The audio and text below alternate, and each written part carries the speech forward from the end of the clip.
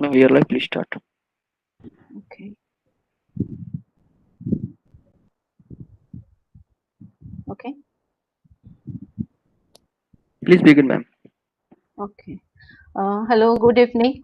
I welcome you all on behalf of Indology Foundation in collaboration with SNDT Women's University Mumbai and Sinhagad Institute Pune. Uh, the first speaker of our program today is Dr. Padmini Balram, and I'm very much honored to introduce her for this today's program. Ma'am has done her PhD, and the major topic was movement of textiles and textile motifs between India, China, and Japan. Ma'am has 30 years experience of national and international teaching. She is visiting faculty at various institutes in India and overseas.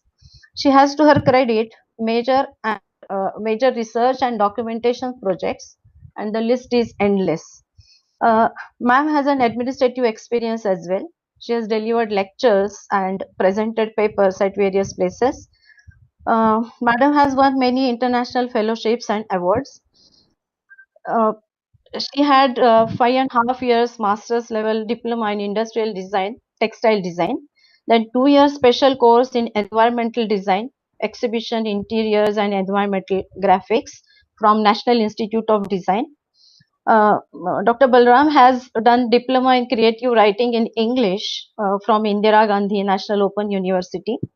Then she has also done certificate course in computing from the same institute. I now request Dr. Balram ma'am. Today she is going to speak on transmission of Indian textile to China and Japan, a reflection of connected South Asia. Thank you. Ma'am, over to you. Yeah. Balram, Thank you very much. Thank you very much for inviting me. I thank Japan. I thank Indology Foundation and then also SNDT University and all the collaborators. And I will try to speak about this transmission of Indian textiles to East Asia. Covering this topic is pretty vast, so I will try to make as much as possible because this is basically my work starting from 1976 onwards. So it's gone very in very many different projects and all that it includes. Now I will start with this. The photograph that you see in the title page is actually from Kojima Mandala, and this mandala went from India with Buddhism. And this Kojima Mandala is a special mandala which is in Kojima Dera Temple in Japan. And this is done on indigo dyed silk with pure painted using pure silver and gold. And I was lucky in 1996 to visit Nara National Museum where there was a special exhibition. And this is from the pamphlet that they kind of have of Kojima Dera Temple exhibition. This is the renovated piece because silver in the original piece had gone, renovated in the sense remade piece, and original one, silver, had become very black. So it was not visible.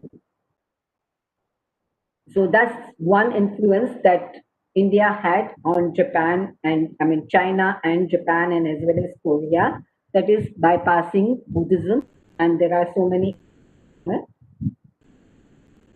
Oh, I don't know what happened. It's not going next. So this presentation is based, as I said, from my project starting from 1976 to 2019. Basically, it was my research on kalamkari that led me into the work in natural indigo, and then Indian indigo and its use led me to the work in natural dyes, and then BC Handicrafts gave me an opportunity to document natural dyes of 16 tribes of Northeast India. And while doing my field research in Japan, Japan Foundation Fellowships in 1995, 96, 2006, 2007, 2019, I found a lot of influence of Indian textiles in Japan.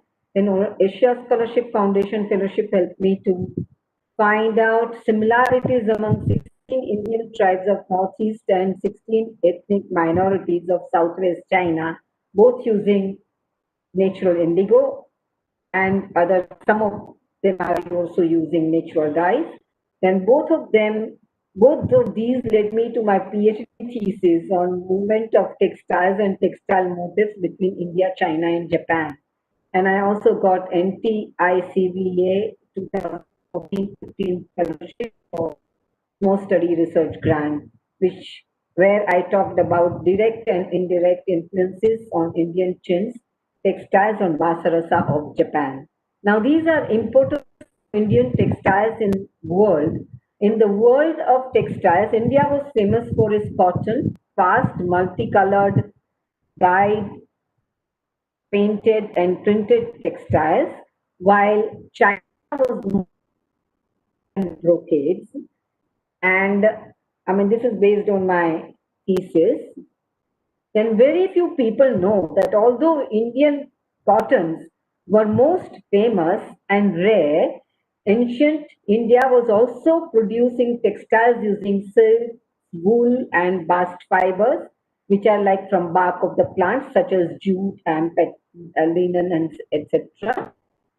Because people think those were made in Europe, but it is not true that they were already made in India before. The transmission of Indian textiles. Early evidence of Indian textiles from Indus Valley civilization. The famous statue of priest king from the Mohenjo-Daro provides the earliest evidence of surface design and draped garments from Indian subcontinent. He is draped.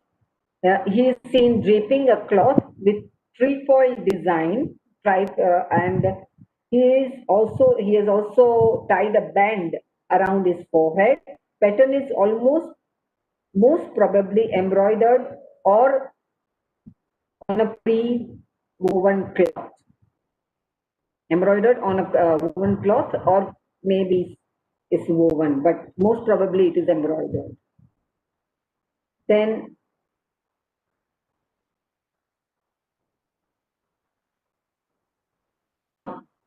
one second, I went. Okay. So what is great? That is sorry. I seem to have escaped. Huh. So okay. Cotton cultivation and export of cotton cloth from Indus Valley was taking place. So renowned scholar Moti Chandra has mentioned that in the third millennium and second millennium before Christ, that is BCE, there was a trade between Baluchistan and Sindh across the sea. In Babylonian and Assyrian literature, Sindhu was a kind of cloth which, according to Herodotus, was common in Egypt, Levant, and Babylonia. Herodotus calls this cloth as synklon. You see, whenever any terms that go into any cloth is exported, the names don't remain same. Even the port's name change according to the pronunciations of that particular language. So they could have called synklon, and that's the reason why sometimes to compare things become difficult. So Sindhu was manufactured in Sindh, according to Moti Chandra and others, and direct relationship with Sumer was established when merchants of South Baluchistan, about 2300 BC, these trade passed it into the hands of the merchants of Harappa. So then Harappa means Mohenjo-Daro, Indus Valley civilization started directly trading with them, with Sumer and all. So then, but people like Kennedy and others were opposing this view that according to them, Sindhu was Sindhan manufactured from some vegetable fiber and it was not Indian cotton textiles. Now, there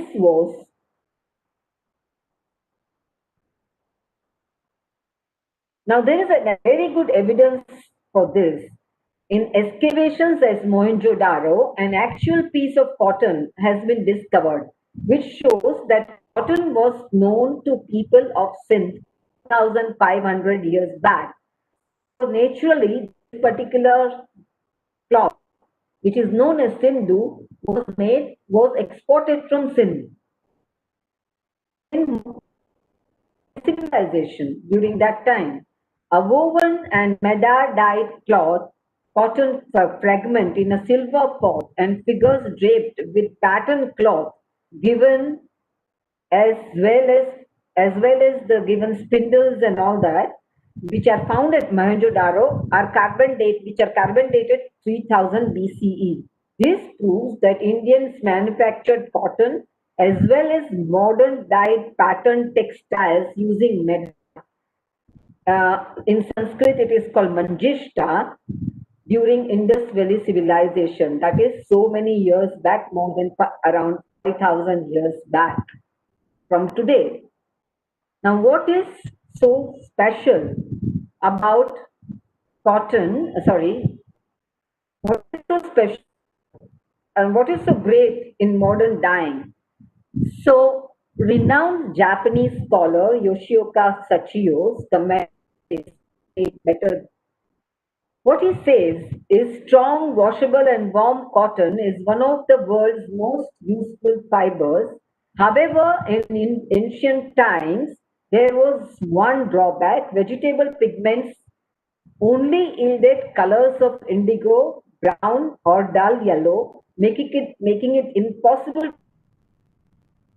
patterns in variety of colors. By the first century, the technology of dyeing cotton in red, purple, and other beautiful colors had evolved in India. It is astonishing to realize at that time in chemistry, in history, a chemical process had already been developed and was widely employed in India. So Ushuka Sachio's comment has placed modern dyeing in India much later in 1st century CE, but as seen in it had started in India around 3000 BCE, 5000 years from today, and India was pioneer in starting it when many present day developed countries did not exist.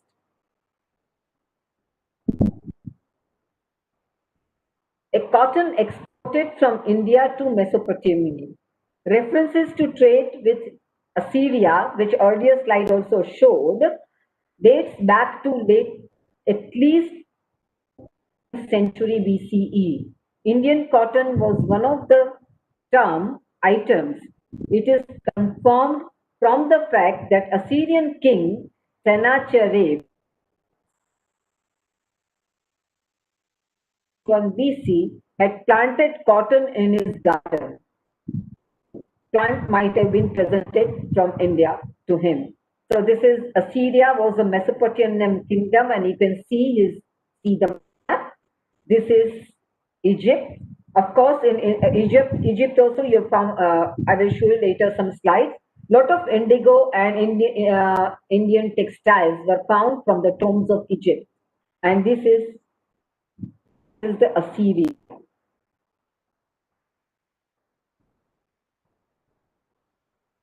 So, textile trade of India, textile trade on India of Indus civilization. During Mohenjo-daro period, brightly colored cotton clothes was a desirable item since few people of that time knew how to grow cotton and how to dye bright as well as fast colors using natural dyes. People of Indus Valley civilization traded with Afghanistan, Persia, Deccan Plateau, and were carrying out far distance sea trade with Mesopotamia, Sumer, etc. Indus Valley trade was at its peak between 2600 BCE, continued until 1800 BCE. As per Narayan, printed textiles from India, which later came to be known as chins, were one of the earliest Indian textiles found abroad.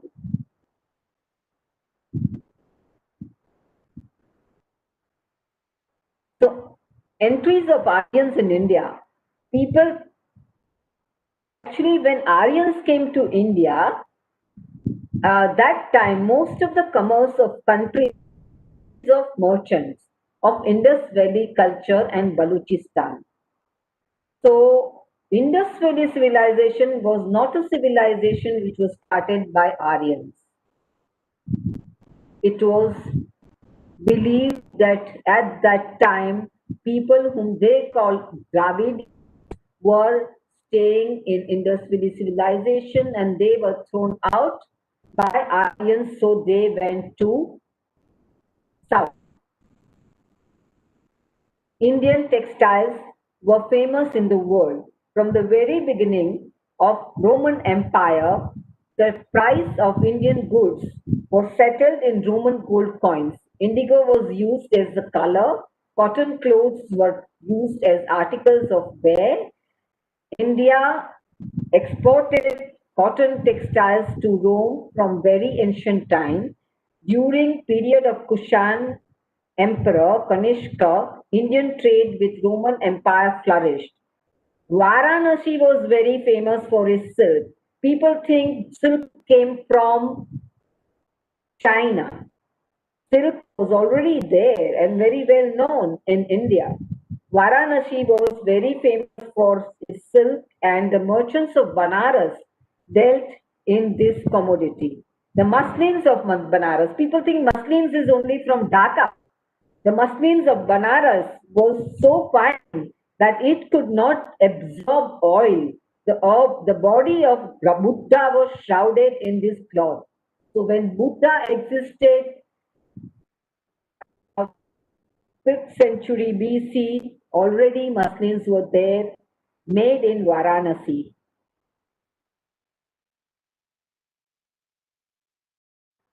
Multicolored textiles from Gujarat and Coromandel coast were most famous world over. This is Patan Patola. This is Indian chins. These are prayer mats made in Coromandel coast, which was sold in to Middle East, which was sold to Southeast Asia and Southeast Asia. The Patan Patola were very famous in Indonesia and also went to Japan. Well, chins, which are chins, they were sold to. There are references in China about flowered cottons of India, which they had seen in during the Gupta period, Maurya period, and these textiles were actually nothing but today's chins. Chins is the word which is given to cheat. Gujarati word cheat. I will show you one of the cheat from Gujarat. Now, early indigo dye trade textiles found in Fustat.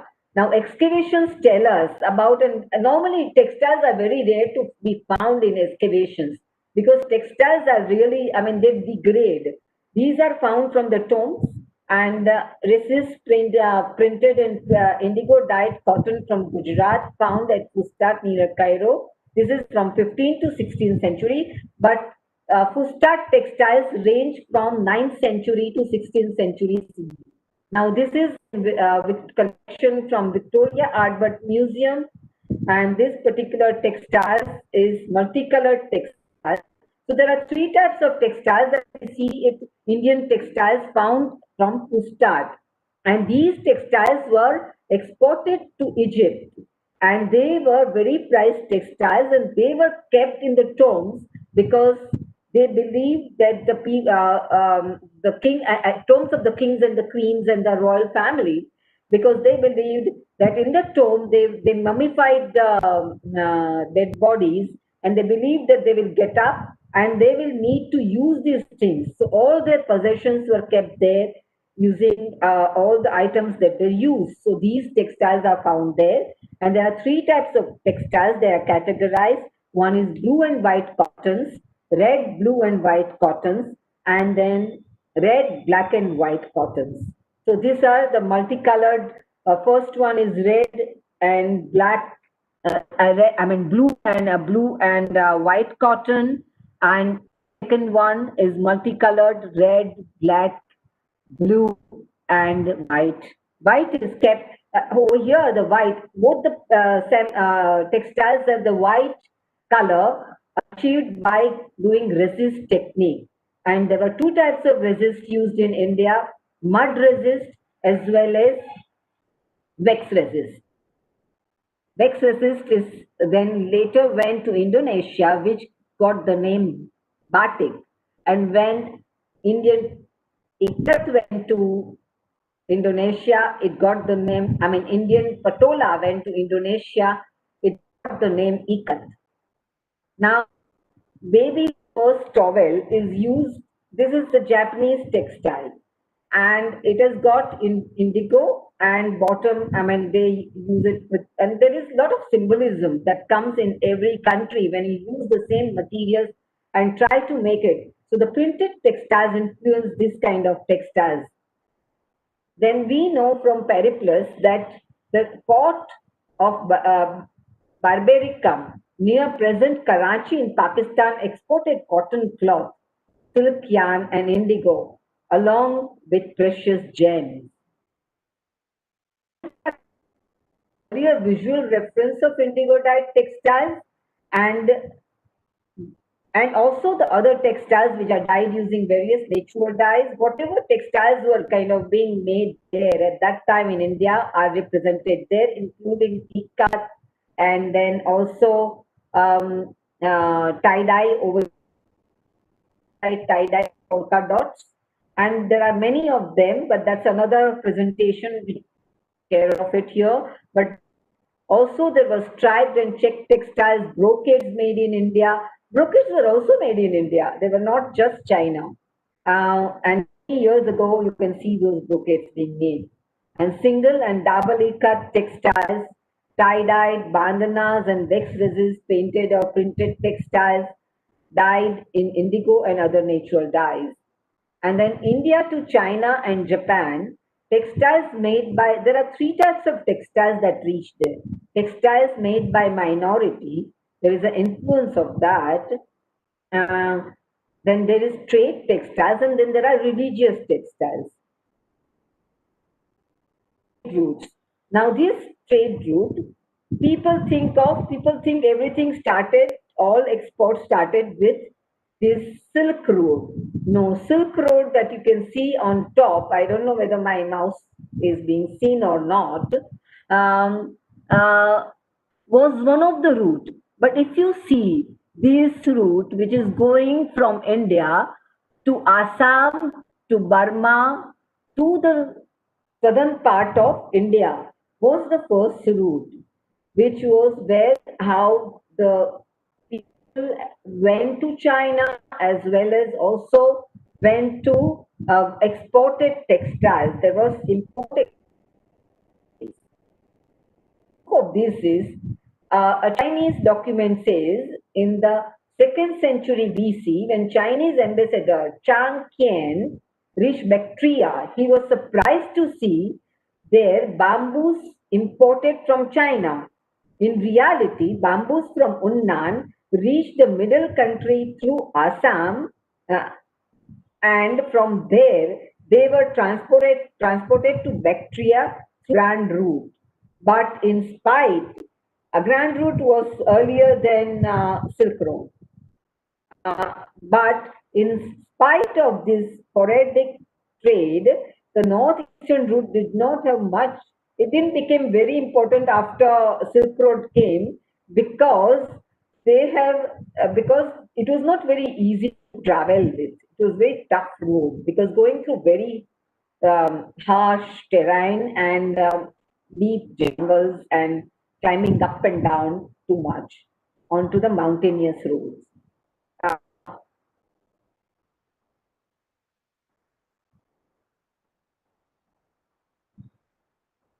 So textiles made by minority, because I talked to you about the Assam road. Assam indigo went from India, reached southwest China to Taiwan to indigo of southwest China. Sorry, southwest I'm sorry. Here there is a mistake in typing. Assam indigo of India reached to southwest China to Taiwan, and then to Ryukyu Island. From Taiwan to indigo reached to Ryukyu Island, Okinawa, in Japan, where it is called as Ryukyu-ai. Ryukyu was a kingdom of which is today called Okin, which is it was a separate kingdom than Japan, and it was um, taken by Japanese Satsuma dynasty, and at that time by Satsumas and Satsuma clan, and they kind of conquered Okinawa. I mean that is Ryukyu kingdom, and made it as a today it is called Okinawa prefecture.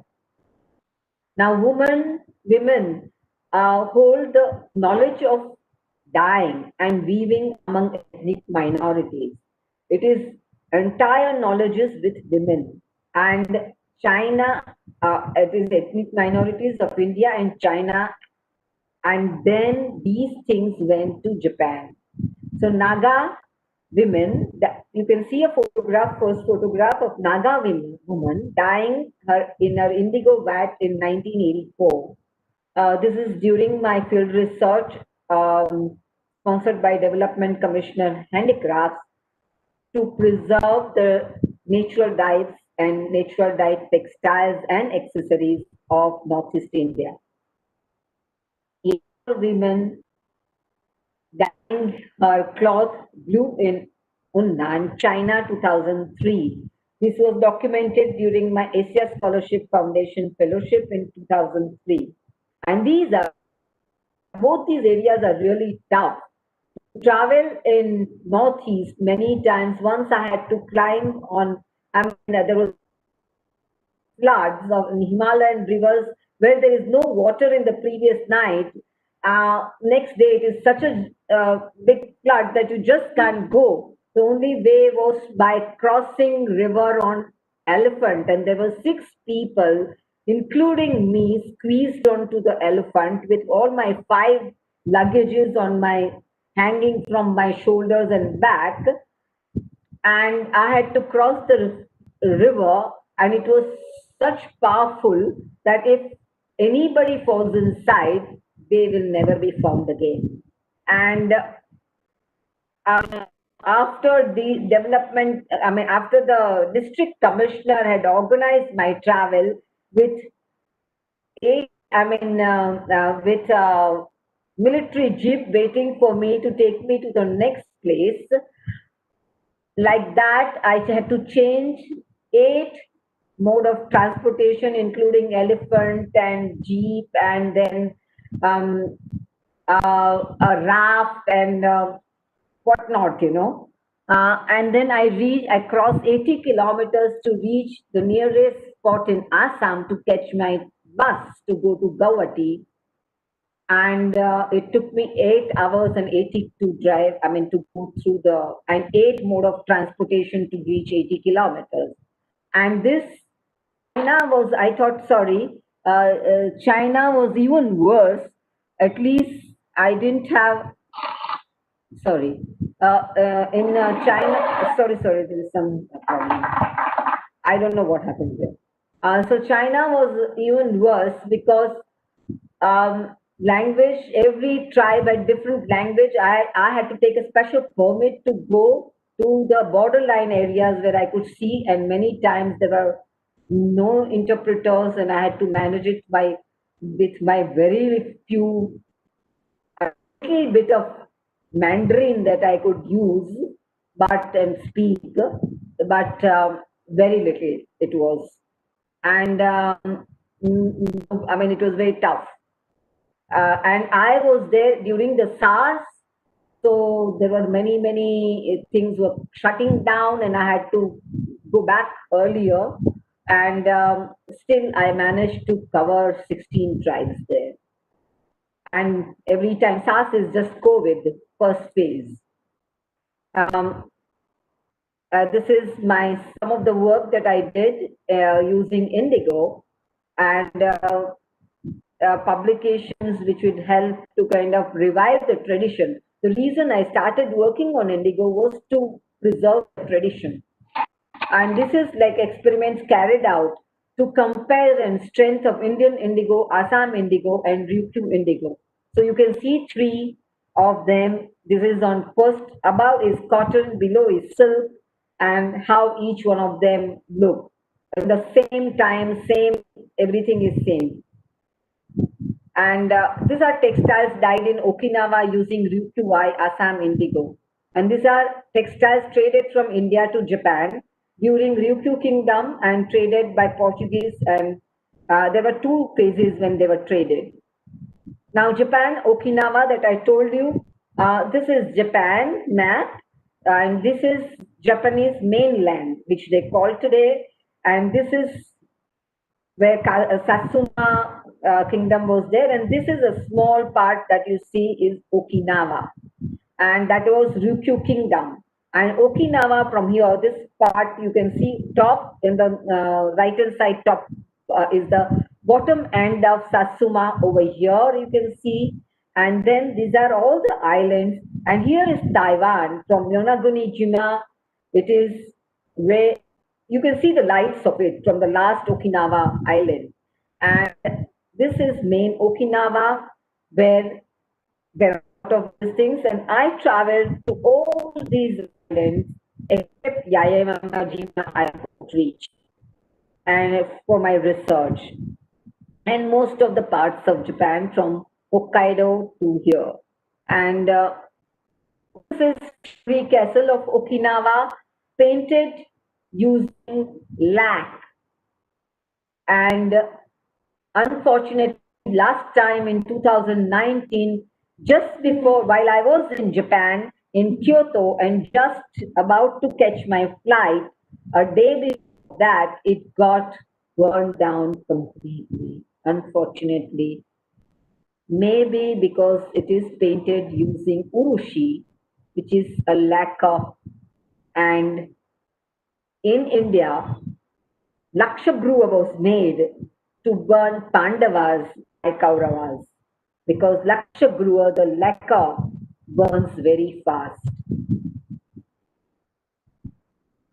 Kovatari Sarasa. These are Indian textiles for local use and exported to Japan. There are two types of textiles that reached. That is, one is these are chins, these are sarasa, which they are called. Sarasa word comes from Gujarati word saras. Saras means very good, excellent. When Portuguese came, they took it to various countries to Southeast Asia, because when they went to buy spices from Southeast Asia, nobody would give them spices. They didn't want to buy anything that Portuguese brought. They wanted to sell their red woolens and things like that. Nobody wanted to buy them. They wanted Indian textiles to barter. That time barter system was going on, majority wise. So they wanted Indian textiles to be bartered. And Kovatari Sarasa means textiles, chins, is kalamkari basically, which we call later, actually comes from across the sea. Vatari means crossing. By crossing the sea, whatever textiles came were called Kovatari Sarasa. Especially the Sarasa textiles that came in Japan. And this is original Indian textile, many years ago made. And this is cheat from Gujarat. If you see, you can see spotted things at the background of this textile. And it has got, this is block printed and painted, or hand painted. Sorry, this is hand painted. And then there is gold jari, which is embroidered on it. These are from collections, and these are from Kyoto National Museum. Luckily, they had allowed me to photograph it for my research purpose.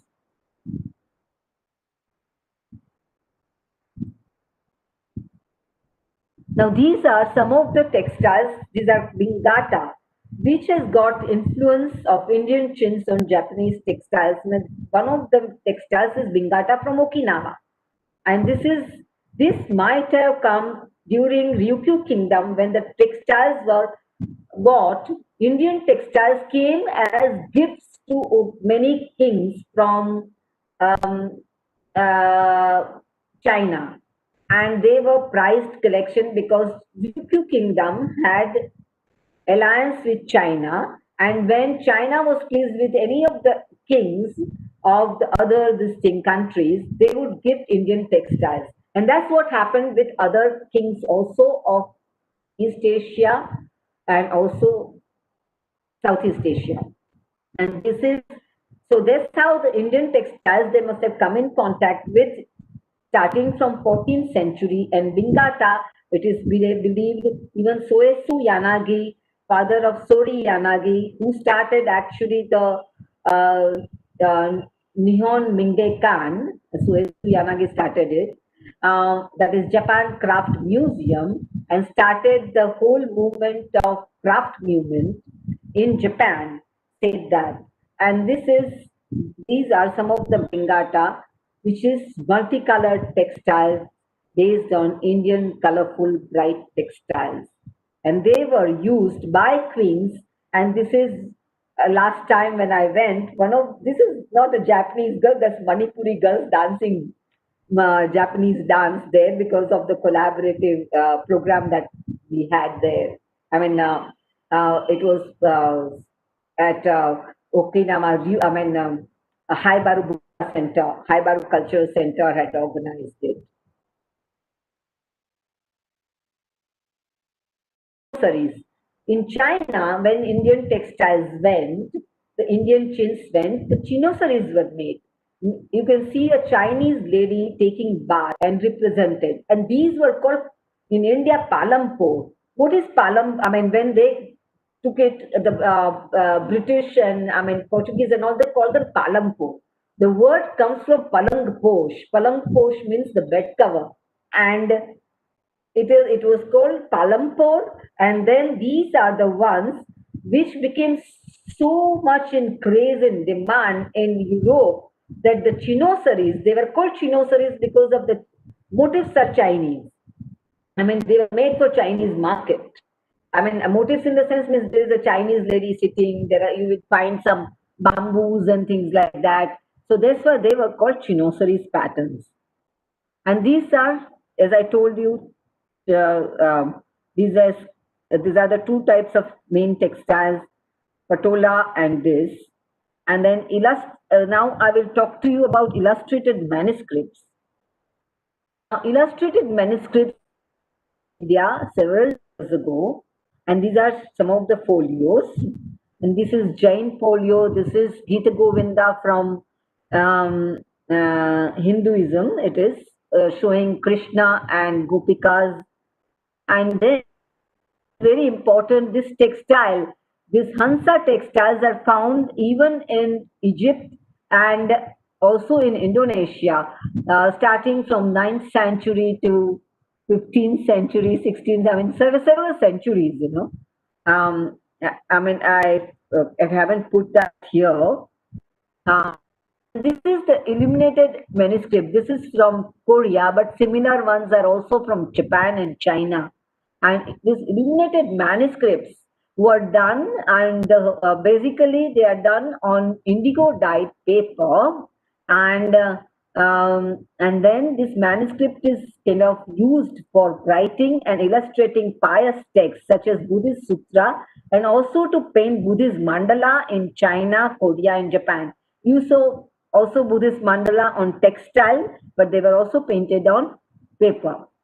And this particular one is the front piece of Avatamasaka Sutra, showing scene in paradise, and this is from Goryeo Dynasty, Korea, middle 14th century CE, Hoam Art Museum. This cover page is dyed in indigo and painted using gold and silver on it.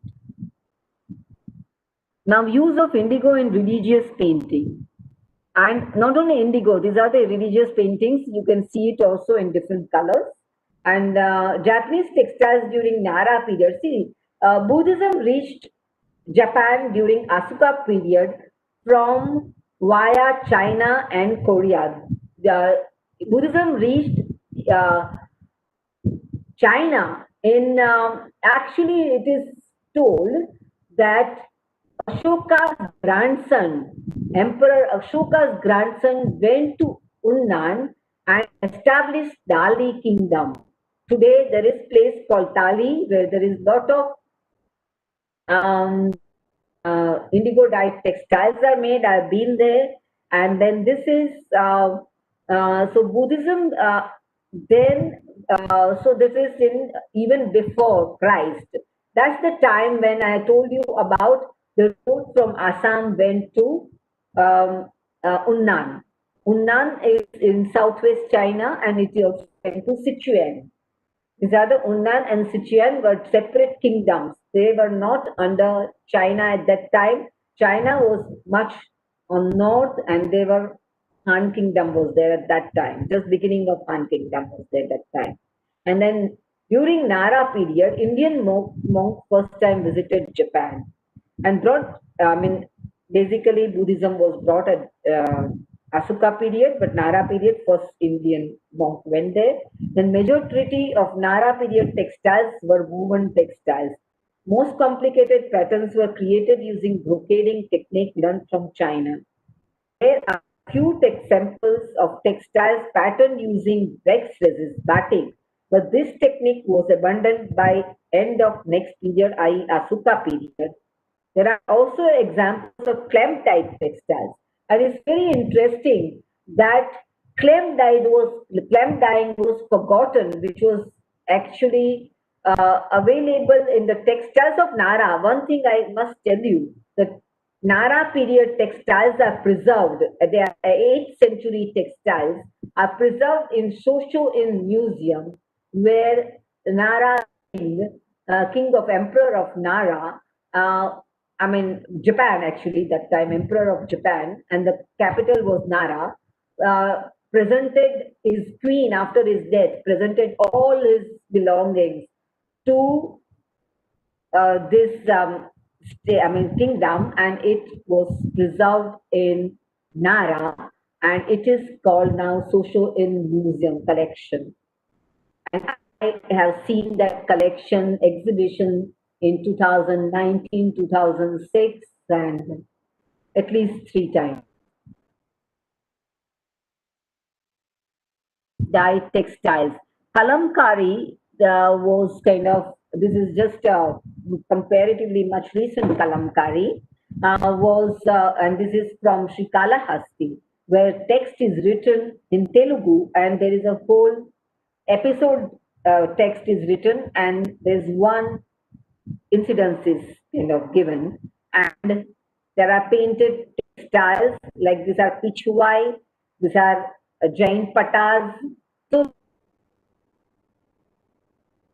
Hinduism, Jainism, Buddhism, and these are Jain mandala. There are also Buddhist mandalas, and this is, as I showed you, from Nara period. From this is Kojima Dera Temple one, and this is from Korea, Tankha. Tankha painting also went from India to Nepal to Tibet to China to Korea to Japan. That was the route it took. That made in India, especially for Japanese market. Now there were things like earlier pieces you saw that they were brought from India what was already made for Indian market. Now these are made in India for when Europeans came, they also started ordering certain textiles for specific markets. And these are stripes and checks, geometrical things. These are like, and they were so expensive that they could not, people in Japan could not buy the whole pan, whole roll of fabric, or even one whole piece of a bed cover. But they had to cut it up so they could use it in small things, and they became Jodaigiri textiles, means which is like precious textiles, and they were used for making these kind of pouches and things like that for tea ceremony, only used tea ceremony, very precious. Then auspicious, and then these are the symbols. of Japanese symbols, which were painted and printed in Coromandel Coast and supplied to Japan. Auspicious Tomoe triple comma pattern, Ogi, the open fan motif symbolizing prosperity, the hexagonal motif symbolizing turtle back for long life. Copies of Indian jeans made in Japan. As I told you, they couldn't buy whole textiles. So you can see over the years, Japanese collected Indian textiles and they wanted to make their kimono out of it. So how they made? They stitched all of them like a collage and made one kimono. This is yukata. And if they ran short of pieces, they put this is Yuzen Zome piece made in Japan in between in the left hand side kimono.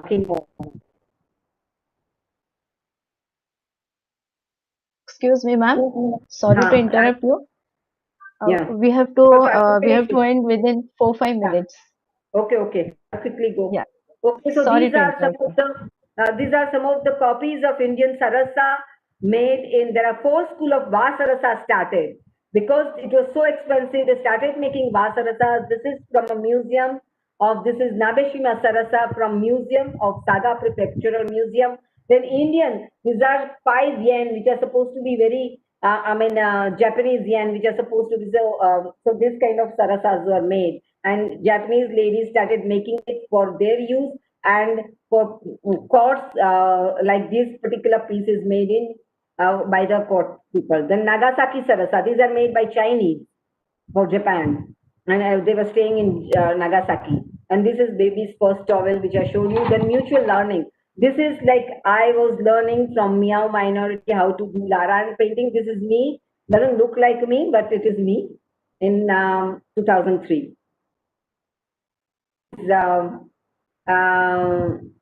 This is some of my work. Quickly, I'll show you. And this I have kind of done my collections using this. And this is thank you very much. This is with the Princess of Japan. And sorry. That was wrong. Okay. All right. So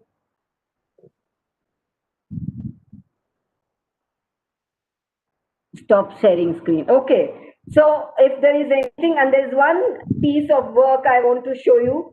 This is what I dyed in 1979 in Indian indigo, and it was washed so many times. People say indigo colors fade. Today's indigo colors fade. Even in the shop, you will see a line of where the textile is folded. You will see line of this thing. But this is dyed in 1979, and the color is not faded at all. After washing it every week, I used to wear it when I was doing my research on indigo. And every week I used to wash it in washing machine with high detergents of Japanese detergents, and it still has remained just as it is. The holes have started coming in the cloth, but the color is not faded. That's past our dyeing traditions were and are. This is dyed by me in Indian indigo vat of Yellappa, and then I made some similar vats and dyed my textiles, which also don't fade. Thank you very much.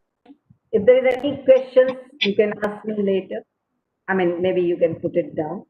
Okay. Yeah. Thank you, ma'am. Thank you so much. We learned a lot, and you have led us, sorry, to the realm of the integral part. Whenever we wear, every time we are going to remember your talk, and it really was very, very interesting. And sorry for interrupting you, but due to time constraint, we had to Just stop one here. thing. Thank you so much, ma'am. Thank you again. I just want to show you. Yeah. This is Chinese, and this is the kalamkari thing.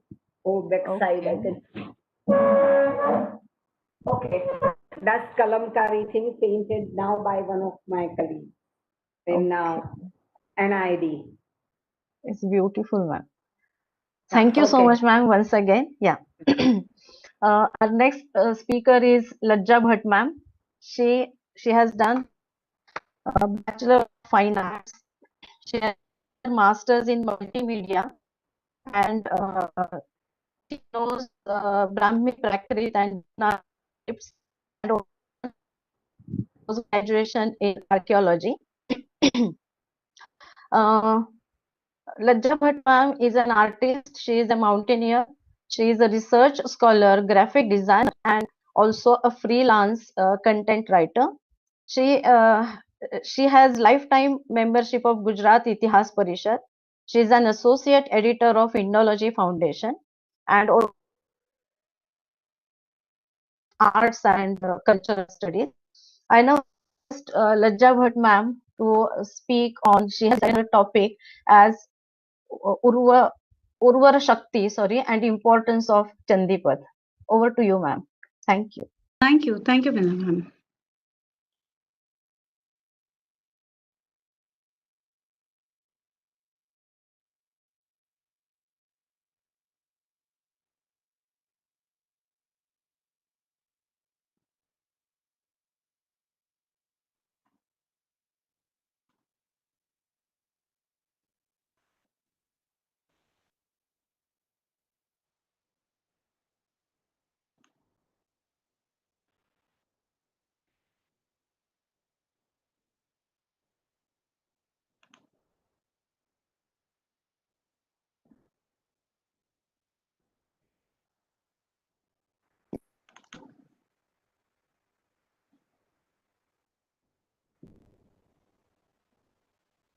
My screen is visible, sir?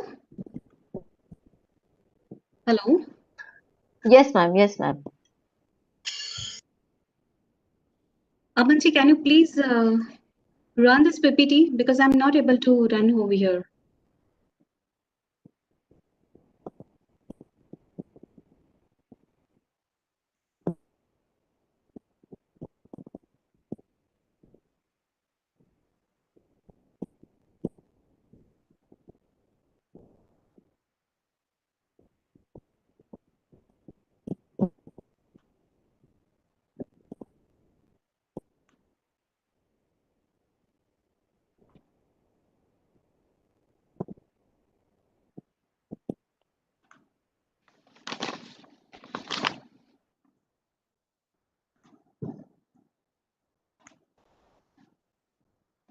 Hello? Amanji, hello? Hello? Yes, Lajja ma'am. Vishal ma'am, I'm not able to run my PPT, so can Amanji run that? Yeah, he's trying. Okay. Just wait for a moment, okay? Yeah, yes, ma'am. Sure.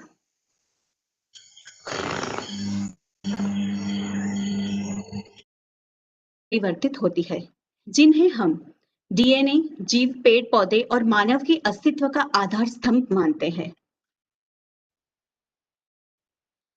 किंतु यह पुरुष तत्व के बिना एक जड़ पदार्थ है। प्रकृति और पुरुष के योग का परिणाम ही ब्रह्मांड की असीम रचना है। अपरा प्रकृति, which is called nature, and प्रधान प्रकृति, a supreme nature, a super nature. Shrimad Bhagavad Gita Durga Saptashati में अपरा प्रकृति और प्रधान मूल प्रकृति का विस्तृत वर्णन है। श्री पुराण में नवम स्कंद में एवं ब्रह्म वैवर्त्य पुराण के प्रकृति द्वितीय खंड में भी परा प्रकृति और अपरा प्रकृति का विस्तृत आलेखन किया गया है। श्रीमद् भगवद गीता में भी सप्तम अध्याय ज्ञान विज्ञान योग में चतुर्थ श्लोक में भी अपनी अष्टध्या प्रकृति का वर्णन है। पृथ्वी, जल, अग्नि, वायु, आकाश, इन पंच तत्वों से मन, बुद्धि और अहंकार कुल 8 प्रकार के तत्व से विभक्त भगवान के रूप में प्रतिपादन किया गया है। मूल प्रकृति देवी की समस्त विकृतियों अवतार की प्रधान प्रकृति है। मूल प्रकृति ही प्रपंच तथा संपूर्ण अवतारों का कारण है। स्थूल, सूक्ष्म, अदृश्य, दृश्य, व्यक्त, अव्यक्त मूल परा प्रकृति स्वरूप है। सर्व व्याप्त है। अस्ति, भाति, प्रिय, नाम और रूप सब परा है। सच्चिदानंद परमेश्वरी सूक्ष्म सर्वत्र व्याप है, निराकार है, निर्गुण है, निर्विकार है, त्रिगुणाकारी है, कालातीत अपरिवर्तनीय होते हुए भी सदैव विराजमान है। प्रकृति अनादि अनंत मन, बुद्धि, वाणी से पर कालातीत है। पर ब्रह्म और पर प्रकृति में कोई भेद ही नहीं। पर ब्रह्म और परा प्रकृति निराकार निर्विकार है। सर्व तत्वमयी सर्वा तत्वों की अधिष्ठाती है। समस्त संसार प्रकृति से उत्पन्न है और समस्त संसार प्रकृति में ही विलीन है।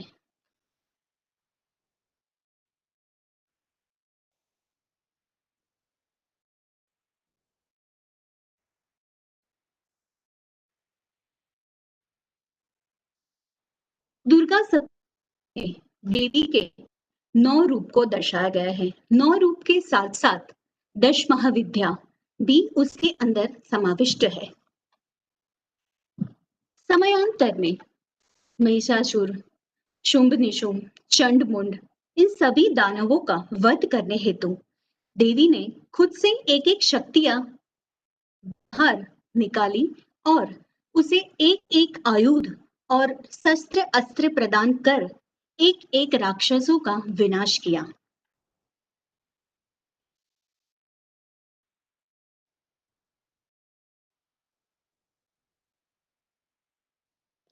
चंडी पाठ का महत्व। आत्मज्ञान लक्षणधारी। अब चंडी पाठ की शुरुआत कहाँ से होती है? चंडी पाठ में किन लोगों का संवाद है? चंडी पाठ को किस ऋषि द्वारा, किस भक्त की याचना के द्वारा हमारे समक्ष रचा गया है, हमारे समक्ष रखा गया है, उसे यहाँ पर मैं थोड़ा सा आपके सामने प्रदर्शित करना चाहूंगी। आत्मज्ञान लक्षणधारी मेघा ऋषि एवं सत्य प्रवृत्ति मार्ग के पथिक सूरत राजा और निवृत्त मार्ग के जिज्ञासु समाधि वैश्य, इनके मध्य शक्ति का कथन स्मरण हुआ। गीता ने श्रीमद् भगवत गीता ने मेघा ऋषि को बुद्धि मार्ग दिखाया। सूरत और समाधि मेघा ऋषि के शरण में आए। यह एक संवाद है। शक्ति के वर्णन का रहस्य चिंतन इस कथन में समाविष्ट है। आत्मवादी जिन्हें हेमवती कहते हैं, वेदांत जिसे लीला स्वरूप वर्णित करते हैं, योगी जिन्हें चित्त शक्ति मानते हैं, पूर्व मीमांसक जिन्हें धर्म मंत्र रूप मानते हैं, नैयायिक मत अनुसार जो नित्यता का परमाणु है, सांख्य जिसे सृष्टि कर्तृत्व दर्शाते हैं, और वैष्णव जन जिन्हें राधिका रूप में पूजते हैं। वह समस्त राष्ट्र की स्वामिनी शक्ति की उपासना सदैव परद्रव्य अपरावाद से विमुख, संयमी और जितेंद्रिय है। चंडी पाठ में सर्वप्रथम भगवती स्तुति का निरूपण है। Hello, am I audible? Yes, ma'am. Yes. Yes, ma'am. Please tell. Yes, thank you. Chandi Path में सर्वप्रथम भगवती स्तुति निरूपण है। देवी माँ दुर्गा के रूप का वर्णन परम भगवती परमेश्वरी की कांति उज्जवल शरद चंद्र की किरण जैसी है। सुंदर रत्नों से जड़ित मकराकार कुंडल तथा कंठहार से विभूषित है। सुंदर सुशील सहस्त्र हाथों में दिव्य प्रज्वलित आयुध से वह विद्यमान है। उनके चरण रक्त कमल की आपायुक्त है। ऐसी दैदीप्यमान मूर्ति रूप चंडी को मेरा नमन हो। उनकी लीला ब्रह्मा, इंद्र तथा मुनियों को भी मोहित करती है। परम विष्णु की परम माया है, जो अपने भक्त जनों के सर्व अभिलाष को पूरक करती है। समस्त जगत की जननी है, समस्त जगत दात्री है। दुरित मात्र के दुखों को हरनारी और संसार के सर्व बंधनों से मुक्ति विमोचन अर्थ जो कारण रूप है। दुर्गा के अष्टोत्तर सतनाम का वर्णन है। कहा गया है कि दुर्गा के अष्टोत्तर सत नाम वर्णन से ही, स्मरण से ही, शुद्ध उच्चारण से ही एक नकारात्मक शक्ति का नष्ट हो जाना और आपके आसपास एक दिव्य मंडल का, एक दिव्य तेज का, एक सकारात्मक ऊर्जा का प्रभाव बहता होना एक बहुत सौभाग्य की बात है। जब भी आप इसे सुनेंगे तो सुनते ही आपके अंदर का जो पूरा बॉडी है, तो बॉडी जैसे मैं कह सकती हूँ कि आपका जो पूरा माइंड है, कुंडलिनी से लेकर ब्रह्मरंध्र तक सातों चक्र प्यूरिफाई होते हैं। ये नल एनर्जीज को डिलीट करता है, आपको शांति और एक धैर्य प्रदान करता है। दुर्गा अष्टोत्तर नाम का वर्णन है। कमलमुखी सती दुर्गा के 108 नाम है। स्मरण मात्र से ही मानवी सकारात्मक भाव की अनुभूति करता है। ओम सती साध्वी भवप्रीता भवानी भवमोचनी आर्या दुर्गा जया आद्या त्रिनेत्रा शूलधारिणी पिनाकधारिणी चित्रा चंद्रघंटा महातपा मनो बुद्धि अहंकारा चित्तरूपा चिताचिते सर्वमंत्रमयी सत्ता सत्यानंद स्वरूपिणी अनंता भाविनी भव्या भव्या अभव्या सदागति।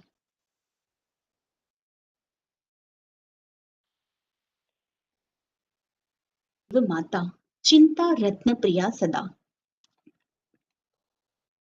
दक्ष कन्या दक्ष यज्ञ विनाशिनी अपर्णा एक वर्णा पाटला पाटलावती पट्टांबर परिधाना कलमंजीर रंजिनी अमेय विक्रमा क्रूरा सुंदरी सुरसुंदरी वन दुर्गा च मातंगी मतंग मुनि पूजिता ब्रह्मी माहेश्वरी ऐन्द्री कौमारी वैष्णवी चामुंडा चैव वाराही विष्णुश्च लक्ष्मीश्च पुरुषाकृति विमलोत्कर्षिणी ज्ञाना क्रिया नित्य च बुद्धिदा बहुला बहुल प्रेमा सर्ववाहन वाहना निशुंभ शुंभ हननी महिषासुर मर्दिनी मधुकैटभ हंत्री च चंडमुंड विनाशिनी सर्वसुर विनाशाना सर्वदानव धात्रिणी सर्वशास्त्रमयी सत्वा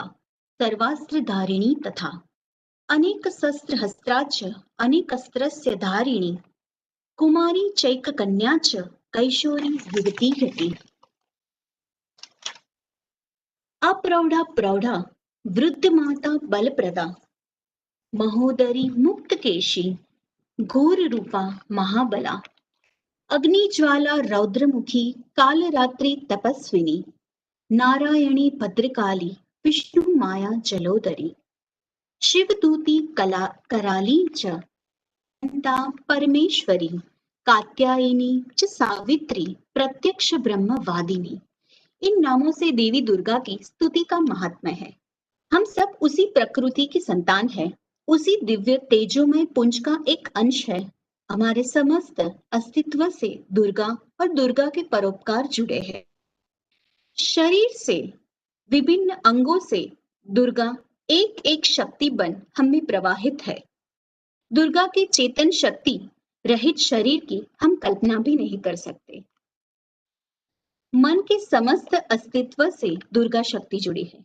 चक्र कुंडालिनी से दुर्गा विश्व शक्ति प्राण शक्ति संचारित करती है। संपूर्ण काया एक एक शरीर शक्तियों से रक्षित है। यह रक्षित स्तोत्रम कवचम कहलाता है। कवच से रक्षित मानवी किसी भी भय कवच से रक्षित मानवी किसी भी भय को नहीं पाता। कवच से रक्षित मानवी जहां कहां भी यात्रा करता है उसे निरंतर सुख और समृद्धि की प्राप्ति होती है। सर्व कार्य की सिद्धि प्राप्त होती है। मस्तिष्क सब इंद्रियों का राजा है।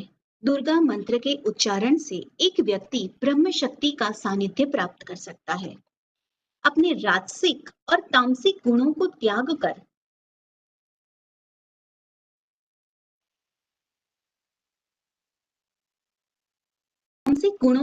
कर वो सात्विक गुण की ओर नया प्रयाण कर सकता है। Am I audible? Hello? Yes, ma'am. Yes, ma'am. Yes, ma'am. Thank you.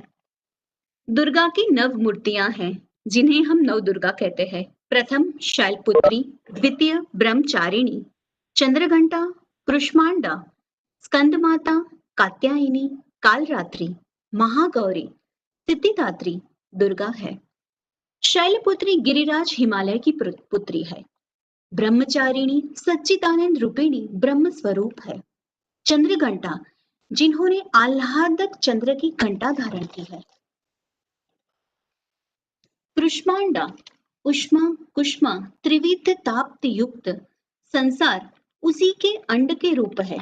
स्कंद माता भगवती शक्ति से उत्पन्न सनत कुमार की माता। कालरात्रि काल की विनाशिनी। महागौरी महान तप तपस्या से जिन्होंने गौर वर्ण धारण किया है। सिद्धिदात्री जो सिद्धि और मोक्ष प्रदान करने में समर्थ है। दुर्गा चंडी पाठ सप्तशती साधकों को प्रत्येक संकटों से मुक्ति प्रदान करता है। ऐन्द्री हाथी पर आरूढ़ है, वैष्णवी गरुड़ पर, माहेश्वरी बैल पर, कौमारी मोर का, ब्राह्मी हंस पर विराजित है। सर्व देवियों ने अपने हाथों में अनेक शस्त्र अस्त्र धारण किए हैं। रथारूढ़ है, महान बलशाली महान पराक्रमी देवी को मेरा सदैव नमन हो। दुर्गा कवच से मानवी रक्षित होकर समस्त विश्व का स्वामित्व प्राप्त कर सकता है। सर्व मनोरथों को पूर्ति हेतु तथा आरोग्य ऐश्वर्य हेतु इसका श्रवण किया जाता है। जप तप और मंत्रों के एक विरल अनंत शक्तियां हैं जो व्यक्ति के जीवन पर सीधा प्रभावित करती है। मंत्र अनुष्ठान से जीवन में नियमितता आती है। साथ ही साथ अभेद चिंतन शक्तियां प्रवाहित होती है। स्मरण की गई हुई प्रत्येक वस्तुओं के योग को हम निर्मित कर सकते हैं। शरीर के कण कण में परब्रह्म की शक्तियां निवास करती है जो सदैव हमें जीवंत रखती है। पुरुष प्रकृति से प्राप्त नश्वर देह में चेतना का स्वरूप मां दुर्गा है। अंतर बाह्य स्वरूप स्वभाव पुरुष है। यदि चेतना विलुप्त हो जाए तो जीवन व्यर्थ है। शरीर के विभिन्न अंग से विभिन्न शक्तियां जुड़ित है और हमें रक्षित है।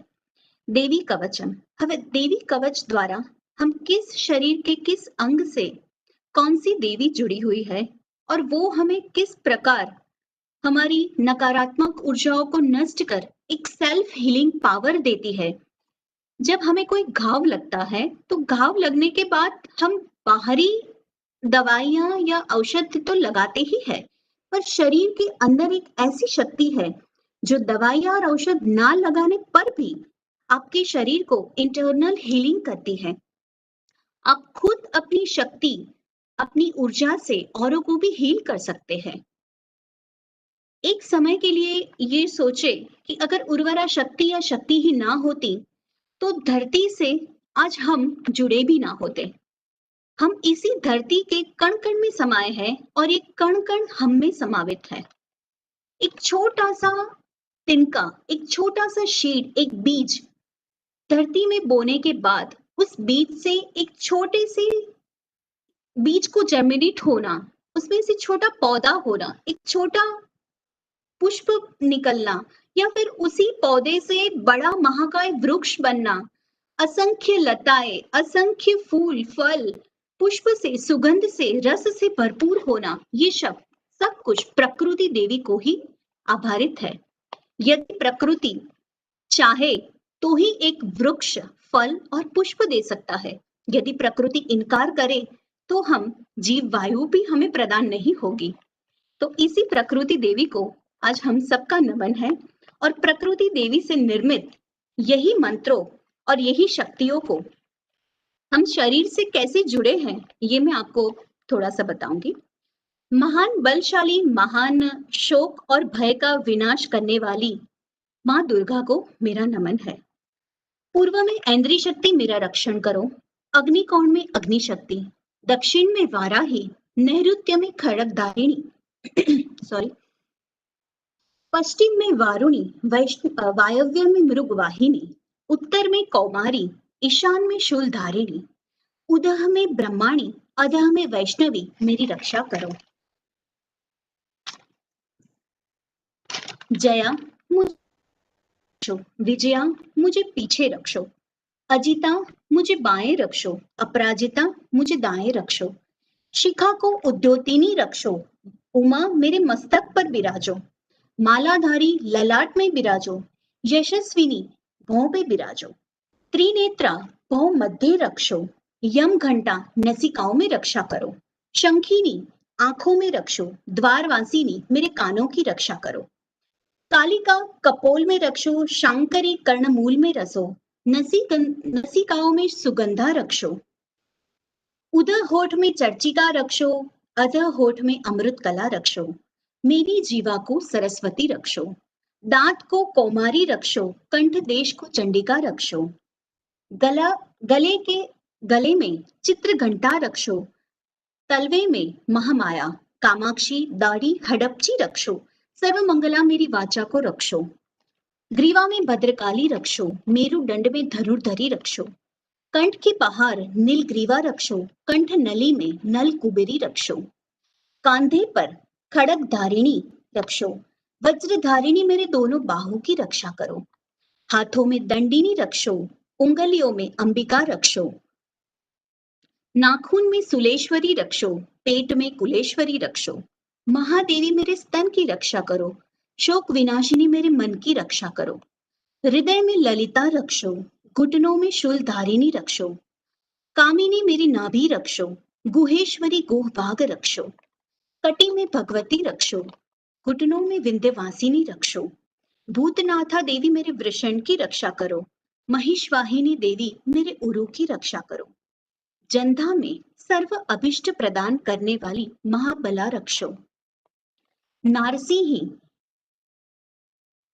टखन में टेलिस्बॉन घुटनियों में रक्षो, अत्यंत तेज और प्रज्वलित होती हुई देवी मेरे पैरों की रक्षा करो, पैरों की उंगलियों में श्री रक्षो, तलवासिनी रक्षा करो, मेरे नाखून की रक्षा करो, पैरों के नाखून, उद्व केशिनी केशों की रक्षा करो, कोबेरी रोम कूपों में रक्षो, वागीश्वरी मेरी त्वचा की रक्षा करो, पार्वती लोही मज्जा वसा हड्डी और मेद की रक्षा करो, काल रात्रि अंतड़ियों की रक्षा, मुकुटेश्वरी पित्त की रक्षा करो, मूलाधार आदि कमल कोशों में हे पद्मावती आप रक्षो, कफ में चूड़ामणि रक्षो, नाखून के तेज में जो नाखून के अंदर रेडनेस है, जहां से हम ये डॉक्टर्स ऑलवेज देखकर चेक करते हैं कि आपके अंदर खून कितना है, सो आई एम टॉकिंग अबाउट के तेज में ज्वालामुखी रक्षो, शरीर के सर्व जोड़ों में all about the joints of body अभेगा रक्षो, ब्रह्माणी मेरे वीर्य की रक्षा करो, छत्रेश्वरी मेरी छाया की रक्षा करो, धर्म को आचरने वाली देवी मेरे मन बुद्धि और अहंकार की रक्षा करो, मेरे प्राण अपान व्यान उदान और सम्मान की, यश कीर्ति की और लक्ष्मी की वैष्णवी आप रक्षा करो, महालक्ष्मी मेरे पुत्र की रक्षा करो, इंद्राणी मेरे गोत्र की रक्षा करो, चंडिका मेरे पशु की रक्षा करो, भैरवी मेरी भार्या की रक्षा करो और क्षैमकरी मेरे मार्ग की रक्षा करो, अंत में सर्वव्यापिनी विजया मुझे दसों दिशाओं से रक्षो। कवच से रक्षित मानवी कभी भी किसी नकारात्मक ऊर्जा से प्रभावित नहीं होता। चंडी पाठ के उपरांत, कवच के उपरांत अर्गला स्तोत्र, किलक और वेदोक्त रात्रोक्त सूक्त, तंत्रोक्त सूक्त का भी अध्ययन किया गया है। प्रथम अध्याय में मेघा ऋषि और भगवती शक्ति की महिमा का वर्णन है। चंडी पाठ के द्वितीय अध्याय में देवों के तेज से प्रादुर्भावित देवी का वर्णन, महिषासुर की सैन्य शक्ति का वध है। तृतीय अध्याय में मुख्य सेना नायक और संपूर्ण सैन्य का वध है। चतुर्थ अध्याय में इंद्र द्वारा की गई देवों की स्तुति है। पंचम अध्याय में देवी और दूत का संवाद है। षष्ठ अध्याय में धूम्रलोचन वध है। सप्तम में चंड और मुंड का वध है। अष्टम अध्याय में नाम के राक्षस का वध है। नवम में निशुंभ का वध है। एकादशी में देवों द्वारा देवी की स्तुति फल स्वरूप देवी ने प्रदान किया जो वरदान है उसी की महिमा गाई गई है। और द्वादश में देवी चरित्र के पाठ का महात्म्य है। और अंत में सिद्धि कुंजिका और सप्तशती दुर्गा। दुर्गा चंडी पाठ को सप्तशती पाठ भी कहा जाता है।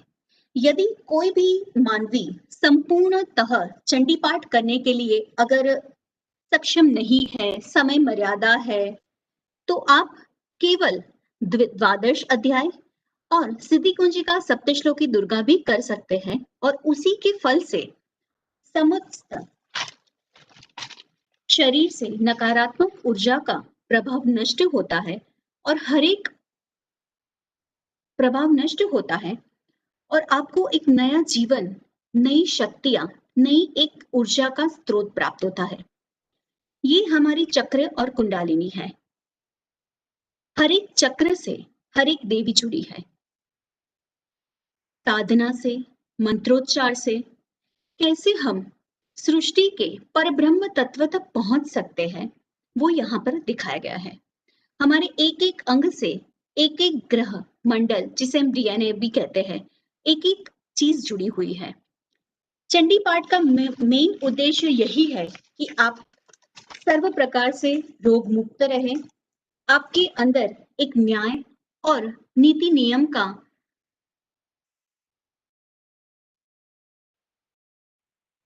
Hello hello Yes, ma'am. या Yes, ma'am. Yes. यस, न्याय और नीति नियम का आप में एक संचार हो। हमेशा ये आवश्यक है कि आप चंडी पाठ करते वक्त शुद्ध उच्चारण का प्रयोग करें। थोड़े से भी गलत उच्चारण इस प्रभाव को या हमें असर करने की बजाय हमें थोड़ी सी नकारात्मक तकलीफ भी दे सकते हैं। ताकि हो सके तो इसका संपूर्ण ज्ञान प्राप्त कर ही आप इन सारी चीजों का अध्ययन करें। ये चीज ज्यादा डिफिकल्ट, कॉम्प्लिकेटेड है, पर सही मायने में इसे समझकर अगर रोजमर्रा की जिंदगी में इसे शामिल कर दिया जाए तो एक इंसान जो लोनलीनेस फील कर रहा है या उसे काफी रोग और भय का सामना करना पड़ता है, वो नहीं कर पाएगा। इन सारी चीजों से हम एक ही तात्पर्य है कि आप कुदरत के उस मेन तत्व से जुड़े हैं जिससे हम आए हैं, जहां हमारे रूट्स है, जिसका हम एक अंश है। पूर्णतः ब्रह्मांड शक्ति हमी में समाविष्ट है। So never feel lonely because entire universe is within us. So here I'm ending my talk. I wish all of you to very happy Navratri and thank you मुझे सुनने के लिए, and I hope this will be the more beneficial to all of you. Thank you. Thank you Indology Foundation to organize such a fabulous web series for our students to research scholars. In fact, I learn a lot from all these scholars. जहां जहां भी मुझे त्रुटियां मुझ में लगती थी वो सारी फुलफिल हो गई है। फिर भी मैं हमेशा सीखना चाहूंगी और thank you so much. Thank you. Thank you, ma'am. Thank you so much. Hello.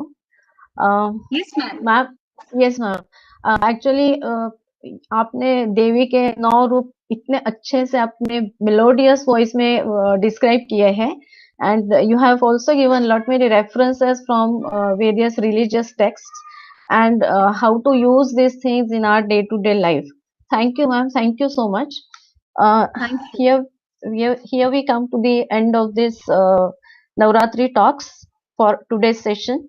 I thank Dr. Padmini Balram ma'am and Lajja Bhatt ma'am for being a part of these Navratri talks. I thank the organizers, Indology Foundation, SNDT Women's University, and Sinhagad Institute, Pune.